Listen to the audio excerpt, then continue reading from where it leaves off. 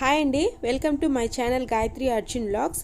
ఈరోజు వీడియోలో అయితే జెంట్స్కి కానీ లేడీస్కి కానీ చాలా ఇంపార్టెంట్ వీడియో అండి. నాకైతే చాలా యూజ్ అయింది, అందుకే ఈ వీడియో మీకోసం కూడా చేశాను. డాండ్రఫ్ కానీ హెయిర్ ఫాలింగ్ కానీ పోవాలని ఎన్నో రకాల ప్రయత్నాలు చేస్తుంటారు. ఇలా కూడా ఒకసారి ట్రై చేయండి, 1 మంత్లోనే బెస్ట్ రిజల్ట్ వస్తుంది. 1/2 లీటర్ పారాషూట్ ఆయిల్ తీసుకుంటున్నాను. మీరు ఏ ఆయిల్ యూజ్ చేస్తారో ఆయిలే తీసుకోవచ్చు. ఇక్కడ మందార పువ్వులు తీసుకుంటున్నాను. మందార పువ్వులు మాత్రం ఒక 6-7 తీసుకోవాలి. పూల రెక్కలని ఇలా విడివిడిగా చేసుకొని పక్కన పెట్టేసుకుందాము. ఆయిల్ ఇంకా ఎక్కువ చేసుకోవాలి అంటే నేను ఇప్పుడు తీసుకునేవన్నీ డబుల్ క్వాంటిటీలో తీసుకోవాలి. ఇలా మందార పువ్వు రేఖలన్నీ తీసి పక్కన పెట్టేసుకున్న తర్వాత ఇందులో మందార పువ్వు ఆకులు కూడా వేసుకోవాలి. ఆకులు అయితే చేతికి ఎన్ని వస్తే అన్ని గుప్పెడు తీసి వేసుకోవాలండి. కరెక్ట్గా చెప్పాలి అంటే 12-15 ఆకులు తీసుకొని పక్కన పెట్టేసుకుందాము. అలాగే గుప్పెటి నిండుగా కరివేపాకు తీసుకొని పక్కన పెట్టేసుకోవాలి.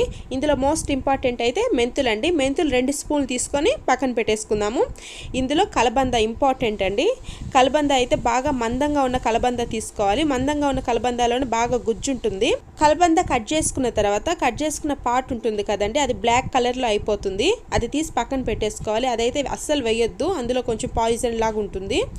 ఇలా మొత్తం అటు సైడ్ ఇటు సైడ్ మొత్తం కట్ చేసుకొని మధ్యలో మొత్తం కట్ చేసుకోవాలి. అప్పుడే మనకి లోపల గుజ్జు ఈజీగా వస్తుంది తీసుకోవడానికి. చూడండి చేతికి ఎంత ఈజీగా వస్తుందో. నేను వాడే కలబంద అయితే బాగా ముదిరిపోయింది, అందుకే నాకు ఈజీగా వచ్చేస్తుంది. మీరు కూడా ఇలా ముదురుగా ఉండే కలబంద తీసుకోవడానికి ట్రై చేయండి.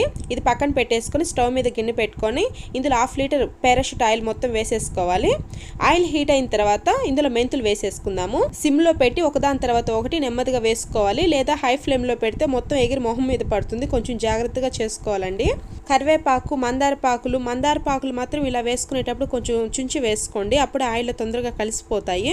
2 రకాల ఆకులు వేసుకున్న తర్వాత 1 నిమిషం కలుపుకొని తర్వాత మందార పువ్వు రేఖలు వేసుకుందాము. నెమ్మదిగా కలుపుకొని కలబంద గుజ్జు కూడా వేసేసుకోవాలి.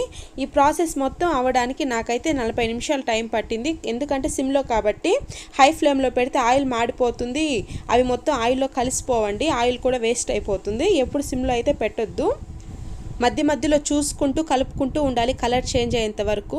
ఇలా కొంచెం కలర్ చేంజ్ అయిన తర్వాత ఆయిల్ సపరేట్ అవుతుంది. ఇలా గరిటతో సపరేట్గా ఆయిల్ తీసి చూస్తే తెలిసిపోతుందండి ఆయిల్ రెడీ అయిందా లేదా అని.